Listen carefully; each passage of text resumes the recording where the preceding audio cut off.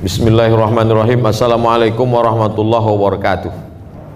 Saya diminta menjawab pertanyaan, tapi nampaknya tidak terkait dengan buku. Gimana nih panitia? Saya jawab aja. Kalau suami lebih mementingkan orang tuanya daripada kebutuhan rumah tangganya, sedangkan penghasilannya tak cukup untuk memenuhi kebutuhannya, apa yang harus dilakukan? Ini pasti yang ngirim nih istrinya. Jadi sebetulnya masyarakat ini banyak juga ke saya tuh, dia bukan bertanya, mau menyindir lakinya, dan saya paham itu. Jadi begini bapak-bapak, bahwa bapak punya skala prioritas. Ada wajib, ada sunat muakkad, ada sunat, ada mubah, ada makruh, ada haram. Jangan dibolak-balik. Jadi yang paling tinggi kewajibannya itu adalah memberi nafkah. Nafkah anak istri itu 5. Makan, pakai, tempat tinggal, pendidikan, perhatian. Orang tua itu juga wajib kita nafkahi. Nah, jadi kalau saya konseling, ada orangnya langsung saya tanya, kamu adik-beradik berapa orang? Saya adik-beradik 5 orang Pak Ustadz. Nah, kalian patunganlah 200.000, 200.000, 200.000 untuk orang tua. Orang tua ini kan makannya tak banyak. Tak banyak. Oleh sebab itu 1 juta, 2 juta. Nah, jadi tidak serta-merta ditinggalkannya sama sekali. Nah, ini. Jadi oleh sebab itu suami mesti tahu bahwa dia punya kewajiban pokok. Orang tua pun wajib juga, tapi dia juga punya saudara, punya abang, punya adik, punya saudara. Itu keseimbangan. Bagaimana cara meningkatkan kualitas belajar bagi mahasiswa akhir? Kasih tahu sama orang tua, tak usah kirim duit. Kami dulu begitu sama Bang Ican. Tanya Bang Ican. Jadi sebetulnya belajar di Jambi sama belajar di Riau sama belajar di Mesir itu sama.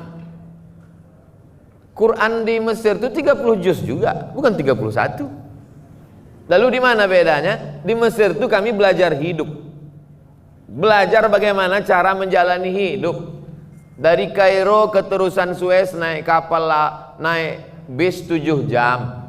Dari terusan Suez pergi ke Jeddah 2 hari 2 malam naik kapal laut, dipukul ombak, dihempas gelombang, tinggal di atap. Kenapa di atap? Itu tiket paling murah. Oleh sebab itu kan Bang Ican termasuk mahasiswa yang mandiri. Kami mahasiswa mandiri. Nah, jadi kalau saya tanya, kadang mahasiswa ini saya lihat gaya naik motor bukan main. Tanya semester berapa? 14. Apa ini? Oleh sebab itu coba kalau kalian mau tahu sulit. Kemarin saya jumpa orang kaya. Saya suruh anak saya, Pak Ustadz, buka rumah makan, jual nasi 6.000 sebungkus. Mana ada nasi bungkus 6.000 lagi Pak Haji? Saya bukan nyuruh dia cari duit, supaya dia merasakan sulitnya cari duit. Bagaimana belanja, beli beras, masak, buka toko pagi-pagi. Alhamdulillah efeknya Ustadz Somad, setelah dia buka rumah makan 6.000 bungkus dapat itu, 6.000 sebungkus, laku sekian ratus bungkus sehari. Sejak itu dia tidak lagi beli brand. Ini sekarang orang lomba-lomba brand, HP sampai 25 juta, tapi tak ada pulsanya. Ini kan musibah. Makanya ada penyakit yang diderita anak yang dibesarkan nenek. Anak yang dibesarkan nenek punya penyakit. Apa nama penyakitnya? Tak bisa mengikat tali sepatu. Karena nenek sangat sayang ke cucu. Belum lagi dia mau berangkat sekolah, belum lagi masuk sepatu ke kaki, sudah diikatkan. Tak pandai menyuap nasi, nasi udah ada. Untuk apa kau jadi sarjana ilmu banyak kalau tak pandai cuci piring? Kami di Mesir itu dari mulai memasak, mencuci. Saya ingat ada mahasiswa Jambi Datanglah kawan-kawan banyak makan ke rumah. Apa kata dia? Jangan, tak perlu kalian angkat ya. Ada kakak kalian nanti nyuci di dapur. Memang betul tak diangkat tamu-tamu tuh. Padahal dia basa-basi aja cerita. Oleh sebab itu maka kita ini sebetulnya bagaimana berinteraksi dengan orang, bagaimana belajar hidup. Dan kalau kita lihat dari perjalanan dua tuan guru tadi, baik Tuan Guru Abdul Qadir maupun Tuan Guru Najmi sama-sama belajar jauh. Tuan Guru Abdul Qadir dari Jambi ke Makkah, Tuan Guru Najmi ke Jakarta, melanglang buana. Sebenarnya mereka belajar hidup. Jadi kalian adik-adikku yang semester akhir, tak juga kalian belajar hidup? Sungai dekat. Bukan saya suruh bunuh diri, tidak. Mengambil pelajaran bahwa air sungai tetap mengalir. Kalau kalian DO, kalian akan terbuang menjadi sampah kalau tidak pandai-pandai hidup. Bukan saya katakan yang tak berhasil di kampus tak berhasil juga di tengah masyarakat. Saya tidak mau menjudge, memponis. Tapi paling tidak orang tua ini kalau belum sanggup membahagiakan mereka, jangan susahkan mereka. Saya S1 tak pernah minta duit seperak. 4 tahun saya di Mesir tak pernah. Bukan berarti orang tua saya susah, enggak. Tidak kaya kali, cuman sebatang dua batang sawit ada. Habis itu saya ke Maroko S2, beasiswa juga. Habis itu S3 ke Sudan. Waktu itu ada program 5.000 doktor. 3 kali saya ajukan permohonan, tak dapat. Tak apa salah saya. Nah, tapi akhirnya doktor juga. 24 Desember 2019 saya sidang doktor. Bulan Januari di Universitas Islam Sultan Syarif Ali dikukuhkan sebagai visiting professor pada University Islam Sultan Syarif Ali Brunei Darussalam. Nah, oleh sebab itu bagaimana belajar hidup. Jadi mudah-mudahan yang semester akhir ini akhir tak juga hidup. Sikit lagi suul khotimah. Nah, coba dulu ayah, emak jangan kirim uang belanja. Bulan semester ini aku mau jual loper koran, mau kerja di Dorsmer, mau jaga ruko. Nah, insya Allah bangkit semangat. Beda antara orang lari santai sama lari dikejar anjing. Nah, itu kami dulu beasiswa dari Azhar 160 pon, untuk makan 50, untuk sewa rumah 50, tinggal 60. Biaya bis, simpan tabung, mana tahu demam panas. Lalu kemudian ongkos angkot, taksi dan lain sebagainya. Putus beasiswa itu kalau 2 tahun tak naik. 1 tahun tak naik putus 25%. 2 tahun tak naik putus 50%. 3 tahun tak naik DO, siap-siap naik rakit dari Sungai Nil ke Sungai Siak. Nah, oleh sebab itu ancaman itu membuat kita menjadi semangat terus. Saya tahun 1 itu memang tak sanggup makan, hilang nafsu makan saking takutnya tak naik tingkat. Sampai sekarang masih ada takutnya juga. Bagaimana kita bisa memberi motivasi terhadap anak muda dalam diri kita sendiri menjadi seorang penulis yang handal dan selalu ini nampaknya menyindir saya nih, mentang-mentang saya belum pernah nulis buku macam ini. Buku saya kan buku-buku fikih, 99 tanya jawab salat, 37 masalah populer, 33 tanya jawab kurban, 30 fatwa seputar Ramadan, 66 fatwa seputar umroh. Dapatkan di toko buku terdekat. Buku saya tak ada yang novel seperti ini. Jadi pertanyaan ini nanti akan dijawab oleh penulis langsung. Nanti sekarang ini saya dulu. Ini untuk penulis.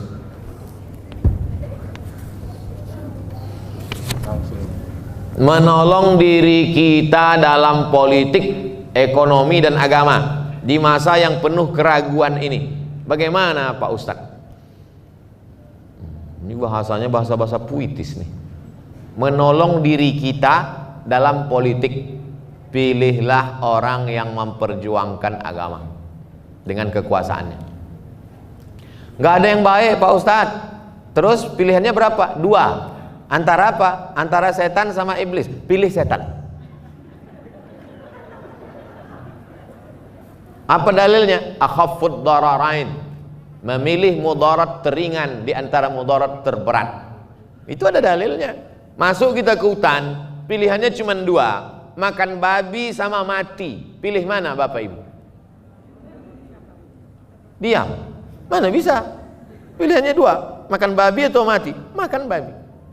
Sementara dapat pisang. Kalau udah dapat pisang, jangan makan babi lagi.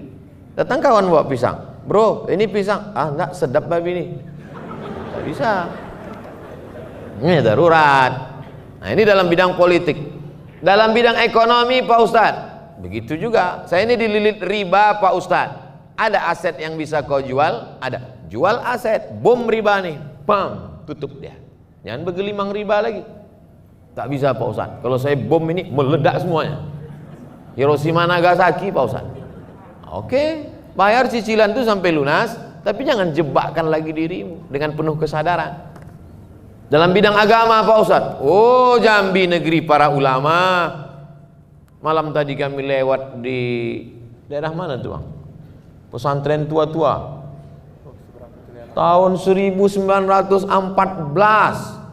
Pesantren lebih-lebih sahabat semua. Bisa pula orang Jambi bertanya, ragu dalam masalah agama. Kalau ada orang di Papua nanya ragu masalah agama, lalu selama ini kemana aja guys?